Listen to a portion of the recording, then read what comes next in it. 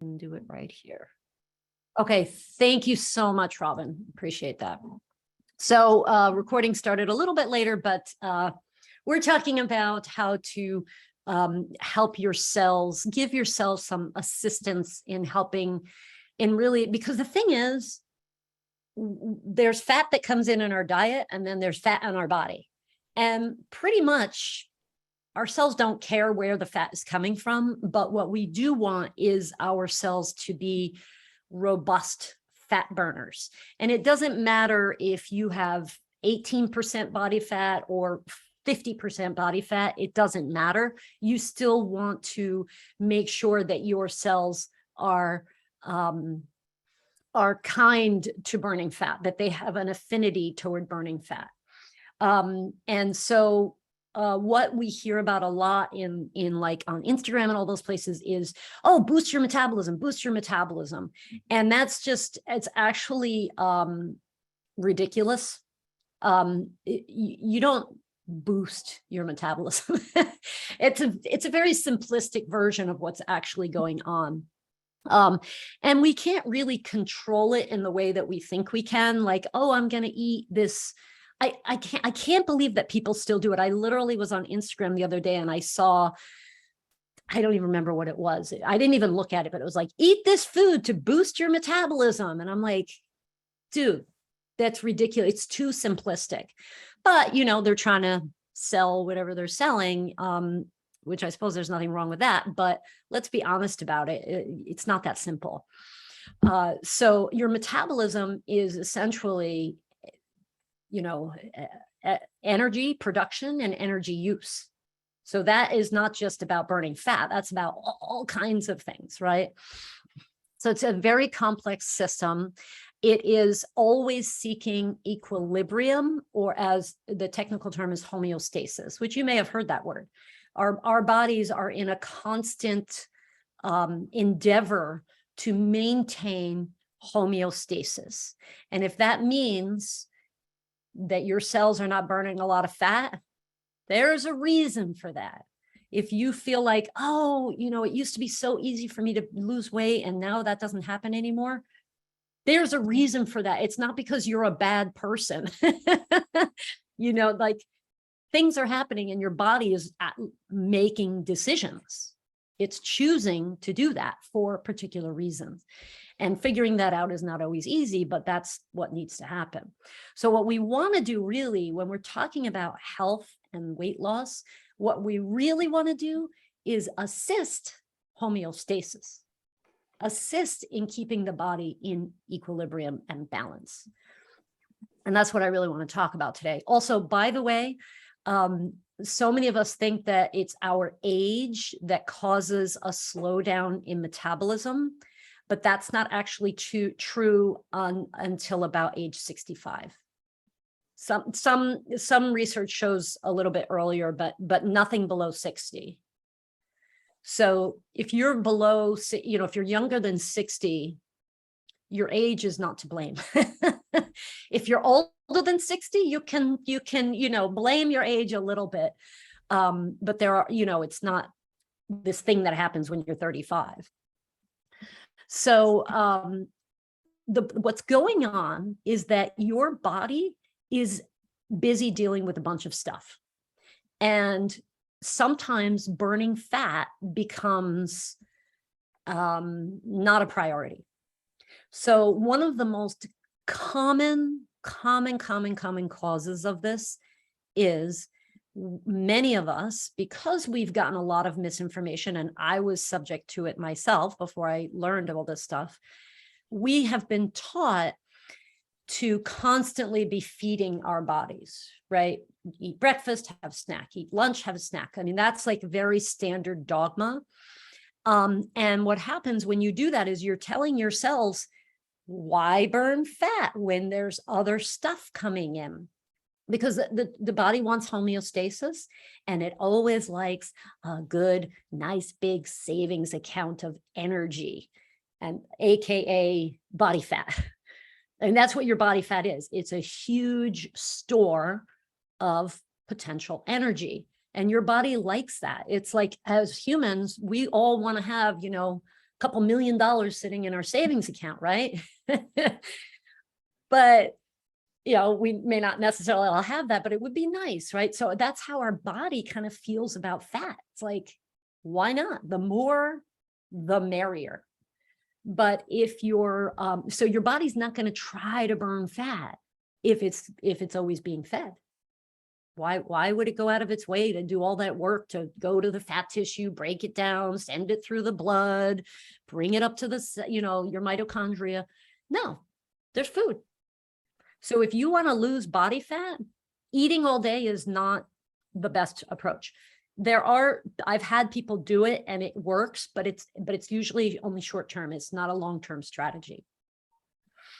So the approach is to heal your cells, and that's what we're going to talk about today, right? What are the foods that you can eat to emphasize, to tell your body it's okay to burn fat, and let's stop burning so much sugar for fuel.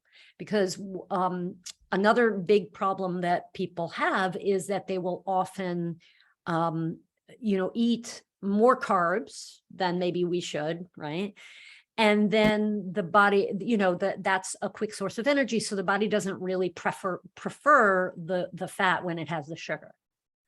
So you're kind of training your body to burn sugar for fuel, if that makes sense. It's a long, long road. This does not happen overnight.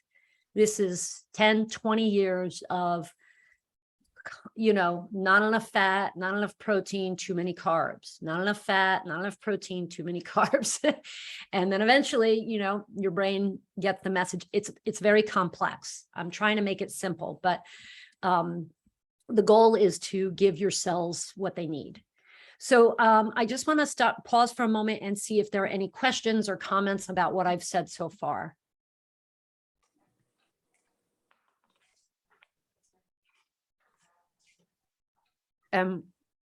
Take a sip of my smoothie. We're good? Okay. So we're going to talk about 6 nutrition things that you can do to help your body burn fat. This first one, if you just did nothing else and you just did the avoid bad fats, it would be phenomenal.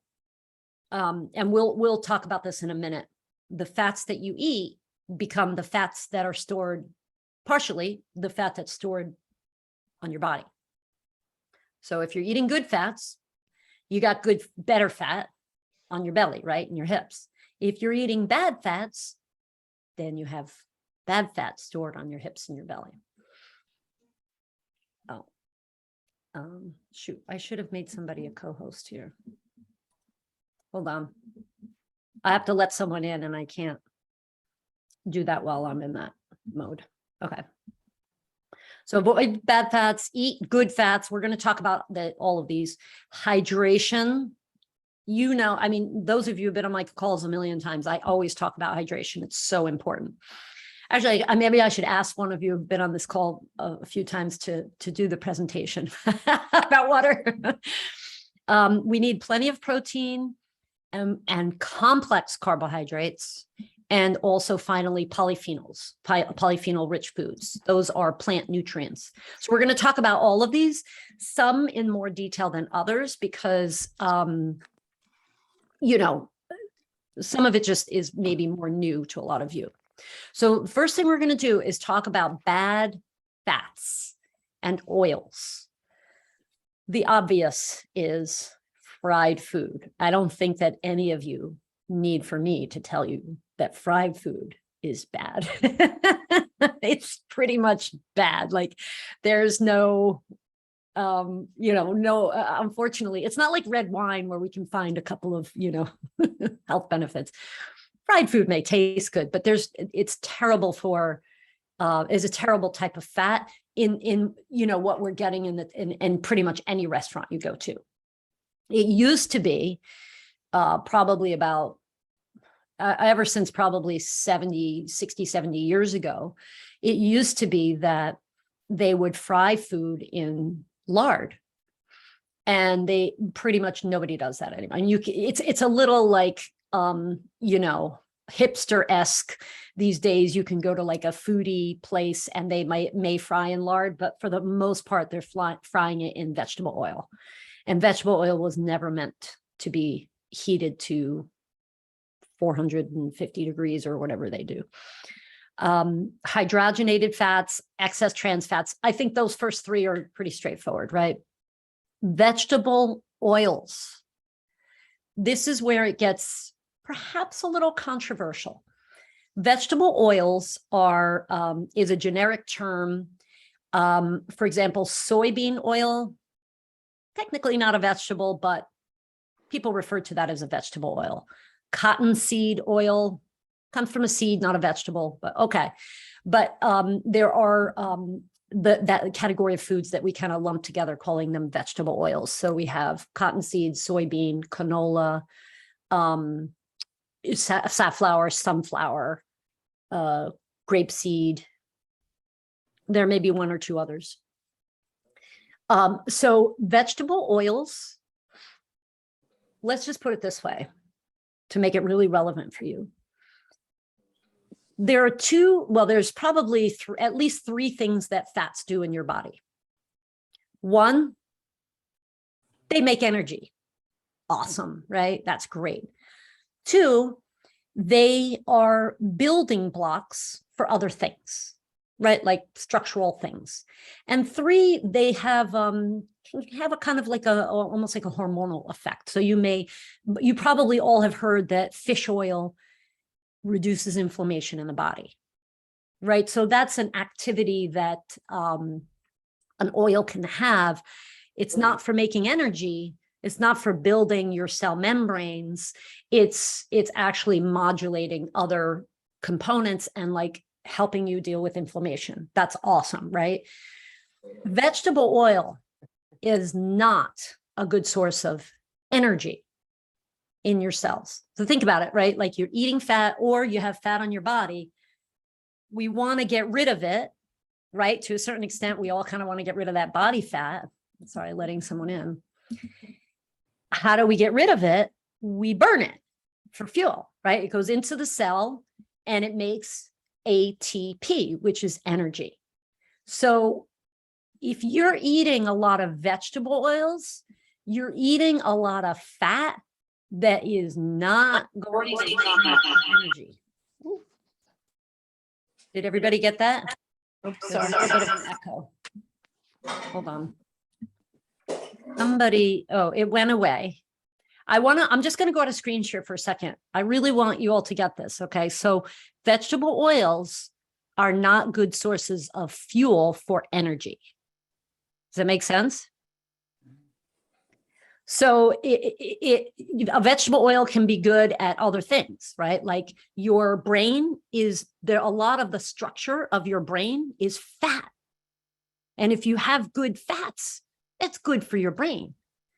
But to take that oil and to get it into your cell and actually make energy for you, vegetable oils don't do that very well. Other types of oils do. For example, the much loved what we call, you've heard the term monounsaturated, and polyunsaturated fatty acids, right? So saturated fat and monounsaturated fats, they're great for energy.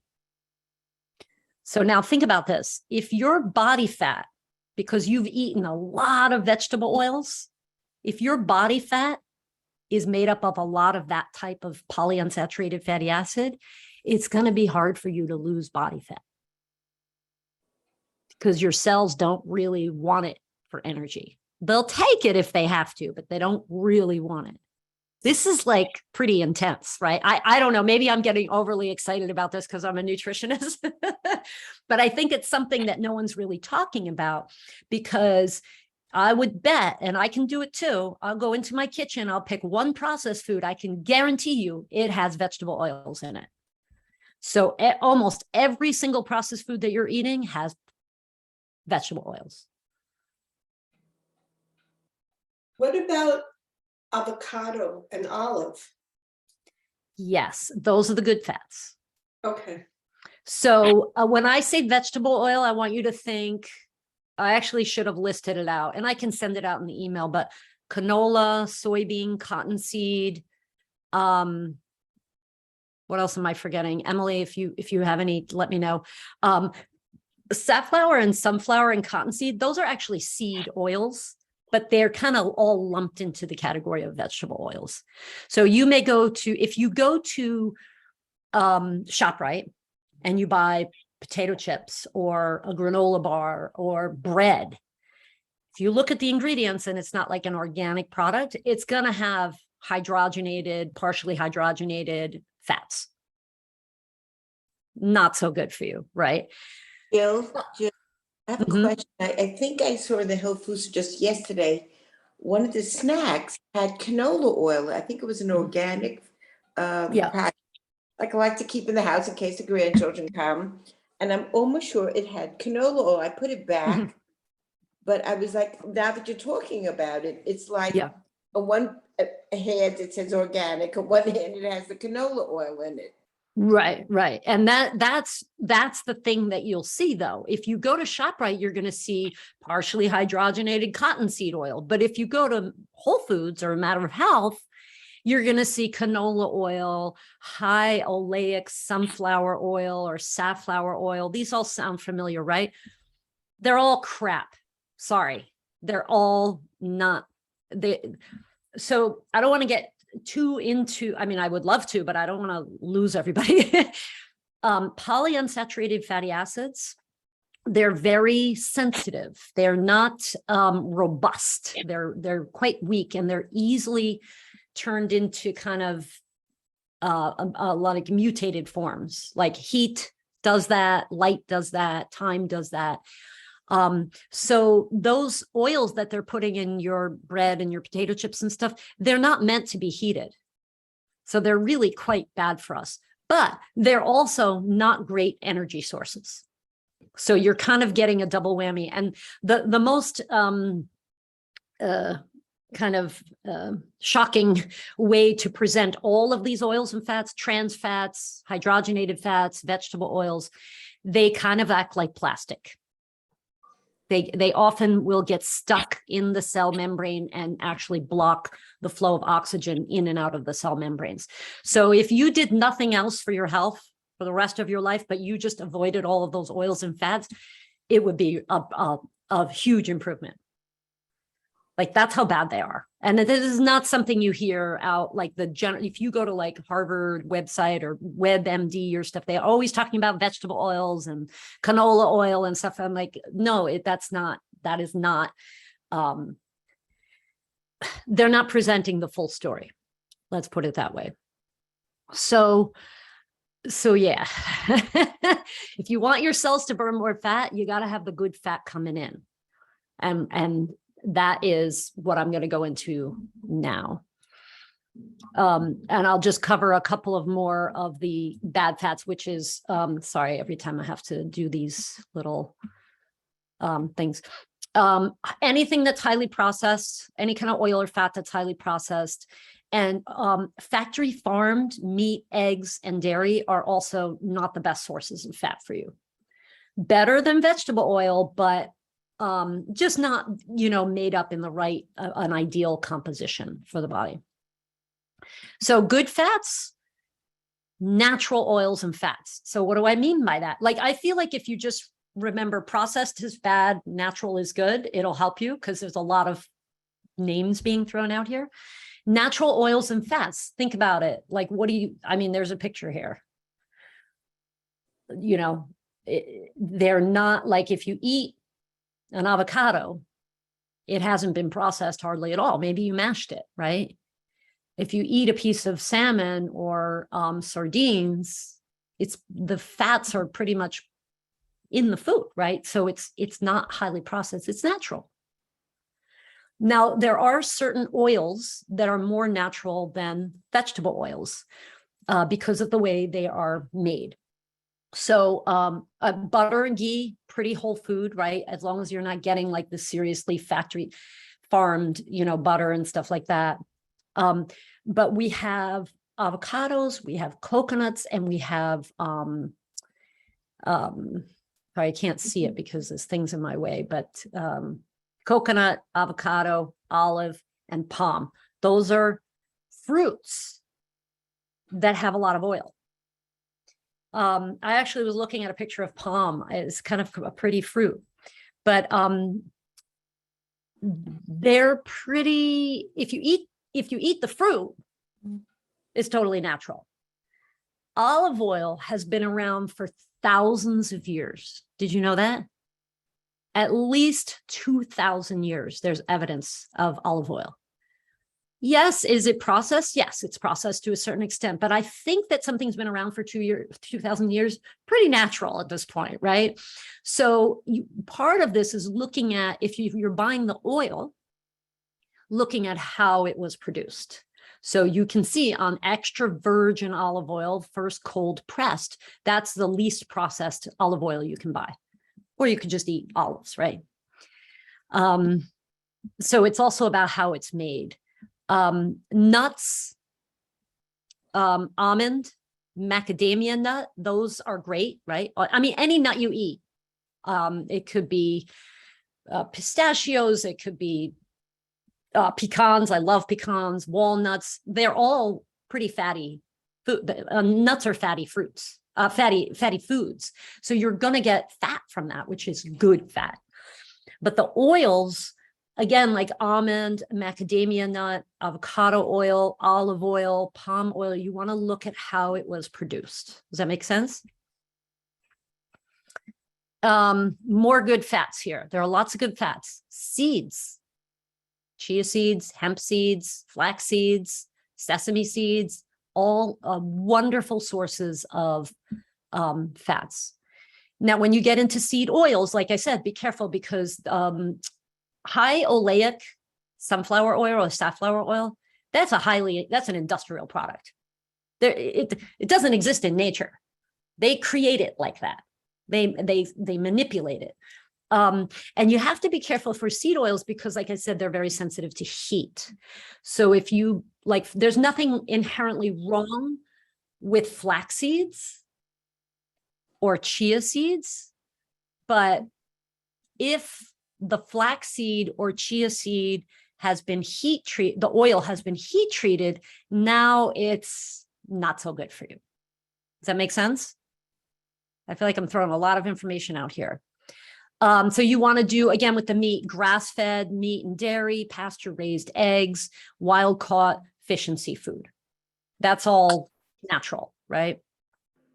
So I'm going to go out of screen share again. Any questions about this? You, Jill, grass-fed meat. Mm-hmm. I've had it, and I'm strictly kosher, and I find it like a different texture. The grass. You're smiling. It's not the same. Yeah, I know. And that goes to show you grass-fed meat is how it's supposed to taste. But in the factory farm stuff, a lot of times what they do, like the better quality meat, they raise them on pasture and then they finish them off like the last month or two with grains. And that's supposed to be like the best tasting because the grains fatten them up. And so there's more fat in factory farm meat. And it's mostly about the fat, really. There's just more fat and it's less, it's maybe like a little bit more gamey, what we think of as gamey, right? Because the cow has been active. That's how they're supposed to be living. So it's sort of artificially created that deliciousness of factory farm steak. Unfortunately, one of the best things you can do is just make sure you don't overcook it. So you would be eating it like medium rare. What about an organic chicken versus pasture raised? Yeah. Organic will get you no hormones. The feed is pesticide free, or at least organic feed.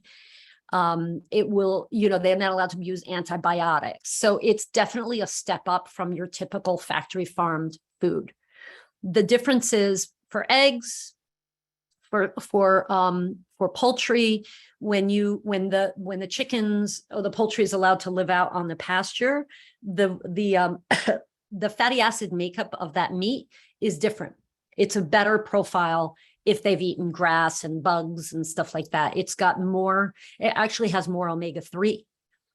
And it's got a better ratio. Omega-6 fatty acids are not bad for you, but what is happening is the vegetable oils are all omega-6, right? So most Americans are eating a lot of omega-6 and not enough omega-3. So the factory farm meat is more heavy in the omega-6. So I would say if you can get organic, do it over factory farm. But if you can get pasture raised, that's even better. I feel, Robin, did you have a question too? Yeah, I just wondered about soy flour lecithin. Is that still an oil, a bad oil? You know, or is that I want to say I don't really know 100%. Okay. It's a different molecule. Okay. Lecithin is not a fat, but it's got fat in it. So I think the jury's out, and I would like, if it's in a processed food, which we see all the time, right? Especially in chocolate, got to have your lecithin in chocolate. I would be wary. Okay. Because it's in a vegan mayonnaise. Yes. So yeah. Like I would be skeptical. And again, I'm not saying don't ever eat these foods. Like, we all live our lives. I've in the past week, I'm sure I've eaten some vegetable oil somewhere, but just be aware that you don't want it to be a predominant feature in your diet. Yeah. So a little bit of soy lecithin in something, it's not going to make or break you, I think. Okay. I actually take soy lecithin as a supplement. It's called phosphatidylcholine. Oh. And it's very high quality.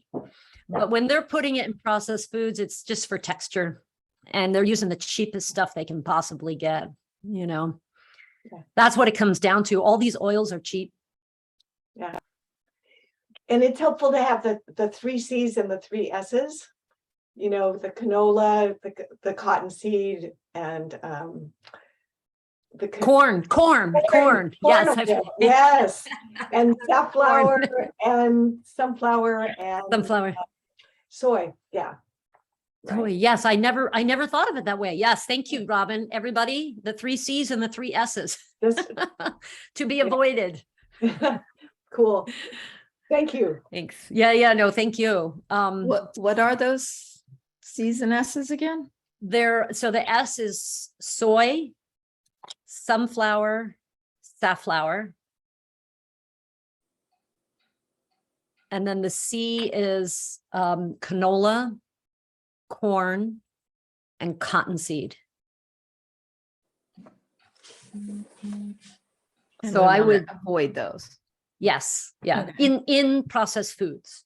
Okay. So for example, I have bought good quality sunflower oil that was cold pressed, unrefined, because if you heat these oils, they're also bad. So, you got to look for the good if you're going to use it for something.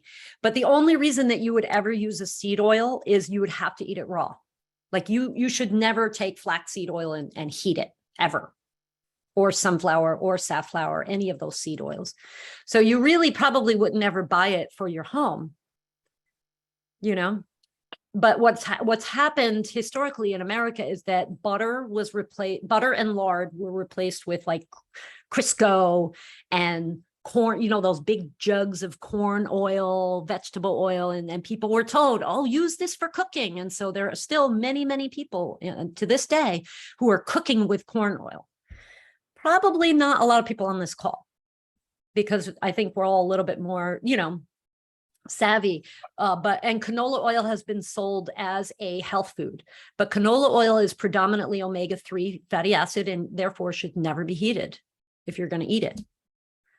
Like, never. So anyway, I'm going to go back to our slides here. So we have the, Can I ask one other question the about that? fats. Oh, yeah, sure. Does that, so for instance, when I'm making something that calls for vegetable oil, let's say like Mhm, waffles or, mhm. you know, a mix, you know, cornbread mix or something, which already I probably, you know, like, let's say my son is doing that, which he loves to Mhm. make waffles. So that's the heating also. In other words, Yeah. Yeah. Yeah, unfortunately. what- So, what would you use in substitute for that, you know, would be right. healthier? if you make So, waffles? it depends on so I am Italian. I was brought up, like everything's olive oil. You have a question, the answer is olive oil. Doesn't matter what it is.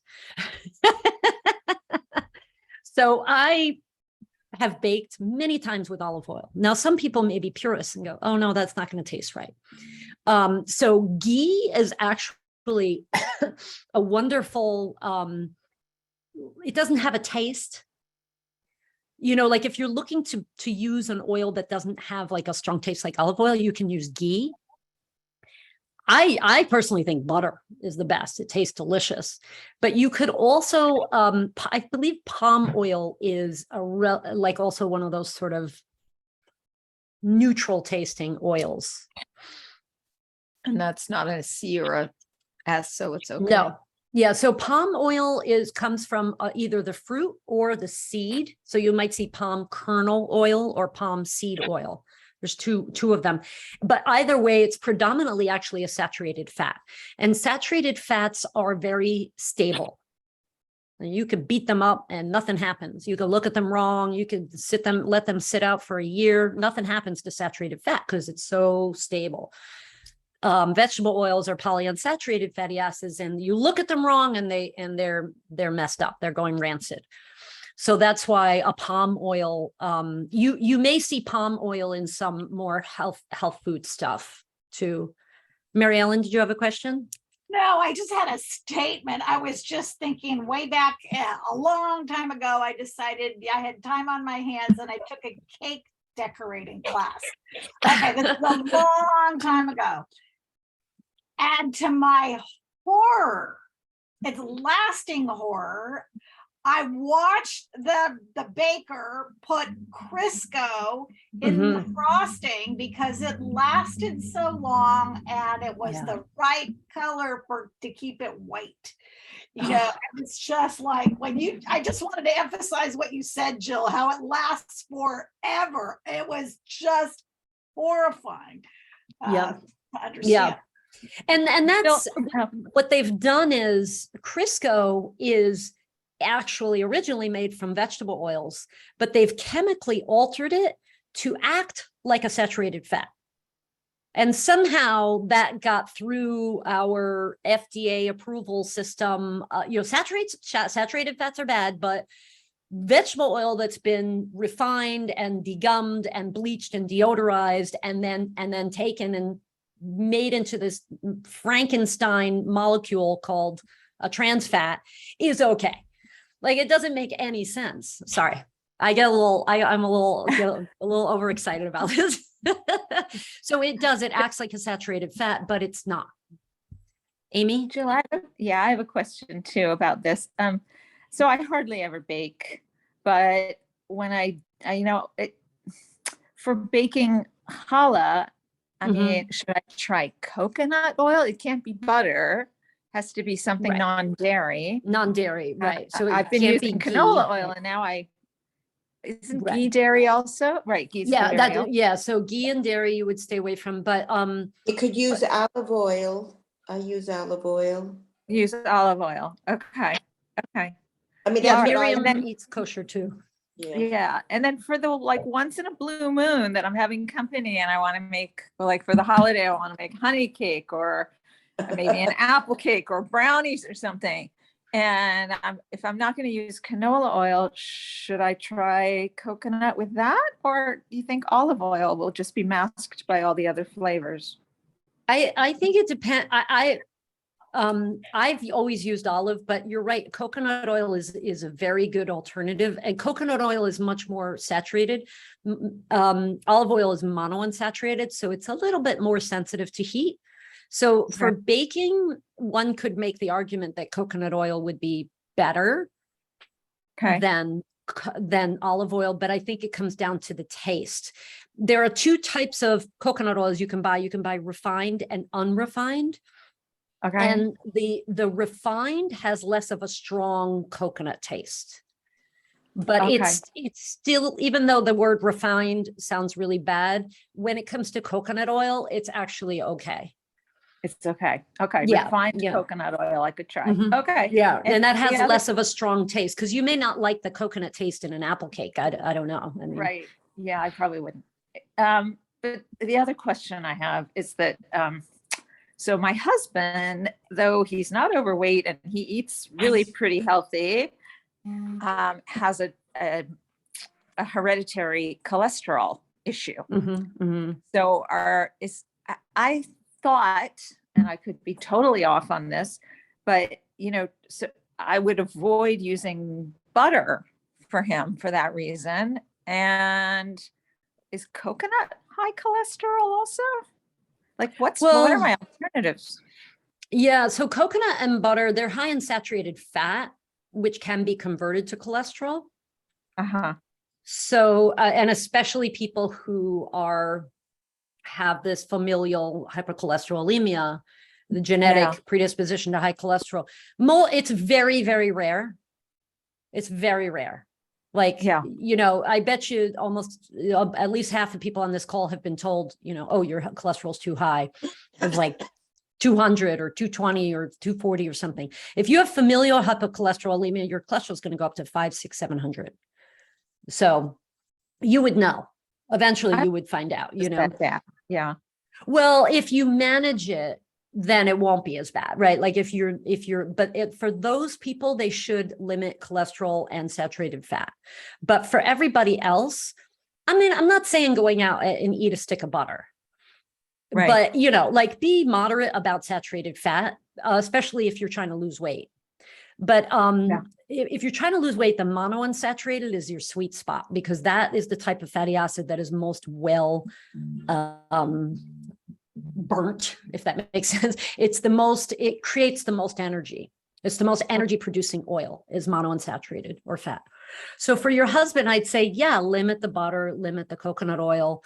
Then you're just, a cake once in a while is probably not a big deal. Right. We don't have it very often. But what about almond oil? Could I bake with almond oil?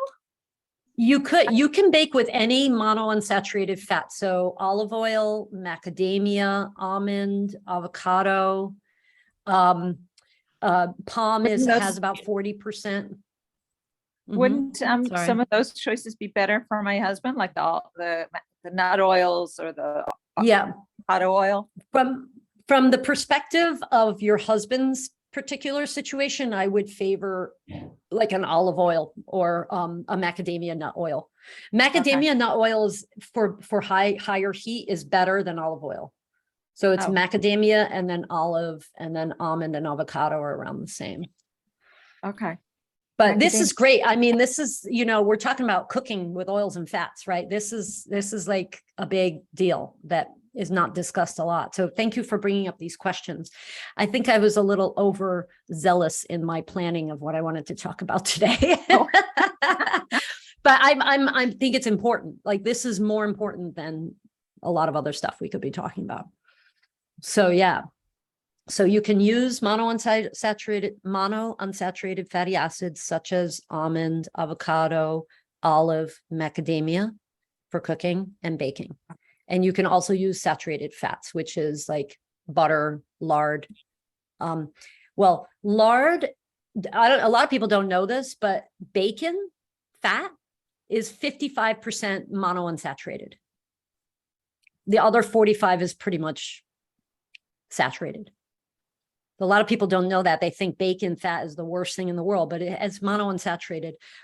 Chicken fat is also mostly monounsaturated, and also lard. So, which is pork fat, right? So you can use those fats, they're not like going to clog your arteries upon entry. You know, it doesn't work that way.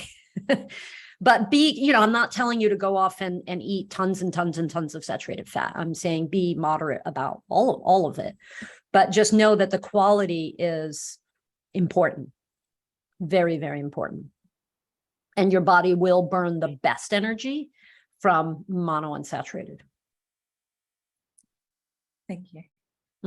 So I'm going to go back into the script. So the other couple things, I'm going to kind of go through it quickly because I do like it when everybody like asks questions and we get more interactive. But I just want to make sure I'm going to kind of move quickly and then we can ask questions after. So the second thing, so eat good fats, avoid bad fats, hydrate your body. A dehydrated cell cannot function properly. It's just a problem. So drink water, drink filtered water, or good, if you have a well, like good well water. And also you can add mineral drops. I don't own any stock in this company. I just use their drops all the time in my water. You can buy them at a health food store. You can buy it online. This is the product that I use and I recommend, but there are of course other products out there. So just a few drops in your water is going to turn it from just water to a little bit more mineral rich water, which is assimilated better in our cells. So if you have too much fluid, does anybody have swelling ever? Edema, puffy hands, puffy feet, puffy legs, ankles, you ever get that? That's where the flow of water into your cells, like into the cell and around the cell, is off kilter, is out of whack. So sometimes you can have too much water in the cells and they get really big and puffy, or they can get all shrinky and dehydrated and there's a bunch of water outside the cells. What determines that? Minerals. It's minerals. It's sodium and potassium for the most part. Protein plays a role in all of this as well. But this is a great way to, if you tend to have swelling, the mineral drops will help for sure. So we have fats, we have water, we have protein. I'm going to take a guess that you're probably not eating enough because that's what I see time and time again. So this is, do you see the numbers written here? Protein target. It could come from chickpeas, it can come from beef or fish or broccoli, it doesn't matter. But your total protein intake for the day should be between 0.6 and 0.8 grams per pound of your target body weight. So I'm going to go out of screen share again. So I'll give you an example. If you weigh 200 pounds, but you know from your past history that you feel fabulous at 180, like that's your sweet spot, or 140 or 150 or 120, it doesn't matter. We want to base this number on where you feel good, not where you're like, yeah, when I was 14, I weighed 102 pounds and, I'm still trying to get back to that weight for the rest of my life. Forget about that. Where do you feel good and healthy and robust? That's your target weight. And that, if you multiply that number times 0.6, you'll get your protein target. So does anybody want to do the math? Just make sure you got this. It's really important. What's the formula again? So what would be your ideal weight, Liz? Let's say If one. I don't think you mind sharing. No, I don't. I would say like 115 would be ideal. Okay, so you take 115 and you multiply it times 0.6. And that's going to give you 69 grams of protein. That is the minimum. Oh, Jill, I got 90. Yep. Yeah, Amy, I've been telling you need to eat more protein. Don't feel bad. Mine's 96, I think, or 100 or something. Although I use a higher number. I actually used a 0.7. So it's 0.6 to 0.8. If you are working out and you're doing resistance training, or you're just super active, you know, you're doing bar class, yoga, Pilates, whatever, I would go for 0.7 or 0.8. Wow. Because the problem is this, once we hit around 40, we do start to lose some muscle mass, very slow, very gradual. And then when you hit 50, it's a little more, and then 60 and 70 and 80, and then you're 90 and you're kind of like, you know, not good on your feet, not good balance. They do that test after a certain age. They have you, do you ever do that test where you like sit down and stand up on a chair? It's like when you're a bit older, but they want to see, that's like muscle. Right? If you don't have muscle, you can't sit down and stand up a bunch of times fast. So because there is a real thing that happens to all of us, is that we all lose muscle as we age, all of us. It's happening right now as we sit here or stand here. So how do we slow that down? More protein, more physical activity. So I recommend really looking at that number and thinking hard about it. And it can, like I said, doesn't have to come from all meat. I'm a big fan of fish. I think fish is a fantastic source of protein. I notice that when my clients and for myself, if I eat a lot of fish and less meat, it's easier to lose weight.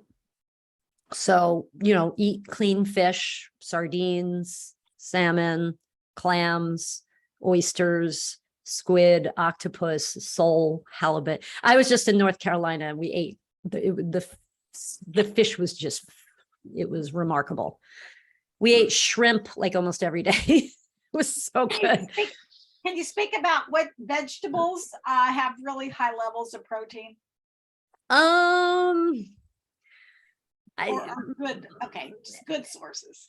Yeah, I mean, to be honest, I never really look at vegetables as like a source of protein, although they are. You might be getting, if you ate a lot of vegetables, you might be getting, you know, 3 or 4 grams of protein at a meal. I think I'm hearing, Mary Ellen, if it's okay, the non-meat is like, Yes, yeah. is that what, like, not necessarily like, Oh, you mean like chickpeas and stuff like yeah, that? anything that's Mary Ellen? not a meat product, in case Oh, you reduce yeah, your I'm sorry. impact ecologically on our planet. If you are more of a vegetarian, I mean, Amy could probably do the whole lecture on this because she's a master at getting a lot of protein into her meals.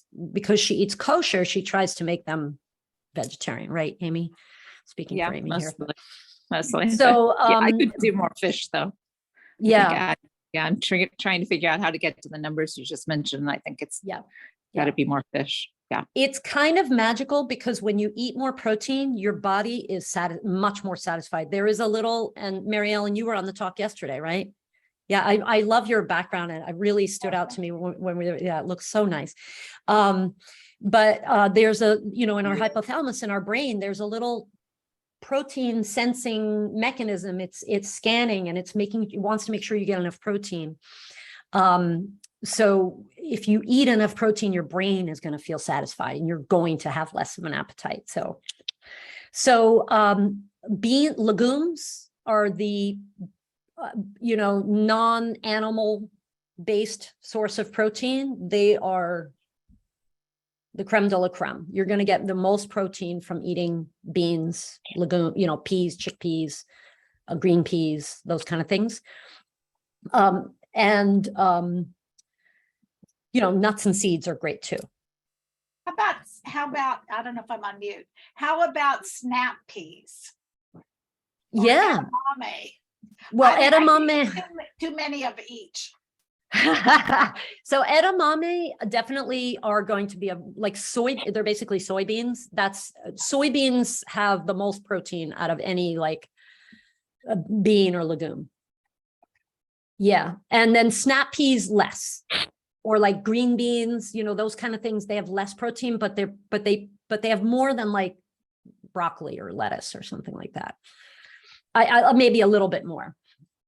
But you know, I mean, I don't know if you eat a vegetarian diet, but No, okay, yeah, as long as you're getting, like, if you're eating, let's say, salmon for dinner and you just want to have a vegetarian lunch and you eat beans, you put like a cup of chickpeas, you have a soup or a salad with chickpeas and feta cheese or something, you're probably going to be okay with protein, but it depends on your specific needs. It's very hard to get to 100 grams a day on a vegetarian diet. Very hard, unfortunately, but you could with eggs, but it's still hard. Jill, talking about eggs, can we deviate like for a second? Is this taking away from anything? Like the quail egg or anything? The only thing that it's taking, well, I had a lot more slides, okay. but I don't Yeah, think we're going to get to them. I have No, no- just all six. Do we know all six or? I'll tell you all six. So the next two are these. You guys, I mean, Liz, you could probably quote this too, Amy too, Maria, fiber, complex carbohydrates. So those complex carbs are, I'll just show you because I made a little list here. These are your complex carbs here. So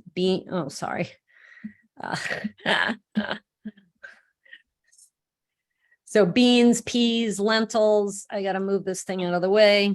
Oh gosh, sorry. This is what happens when you try to rush. I'm just going to leave it on this thing here. Beans, peas, lentils, whole grains, vegetables, fruit, seeds, and nuts. Those are your complex carbs. You could take a screenshot with your phone or something. You want to make sure that you're getting those in at every meal. Complex carbs, healthy fats, and good protein make a happy, satisfied person. And your cells will be happy too, of course. And then the last one is polyphenol-rich foods. And I can send out the slides too if you want, with the recording. These are the polyphenol-rich foods. Some of you, Mary Ellen, you're probably not familiar, but these are like top. These foods are very high in polyphenols, which are plant nutrients, which help your body burn fat and build muscle, like from like a gene modulation perspective. They're amazing. There are more. Every plant food has polyphenols, but these are just known for having very high levels. And that's pretty much it. I'll say we're doing this program, the Metabolic Switch, starting next Monday. It's a 2-month program. It's a paid program. It's not a free event like this. So if you're interested in that, let me know. And I'm going to go out of screen share. So we have like 1 minute. I don't mind staying a few minutes over, but I know some people have to go. Mary Ellen, you have to go. Thank you for attending today, Mary Ellen. She just met me yesterday. Bye-bye. But if anybody, Miriam, your question was About eggs. Eggs. What about it? Like, I really try to make myself egg-free recently, the last 6 months or something. But I was told like quail eggs or like, I was just wondering your opinion about it, like for protein.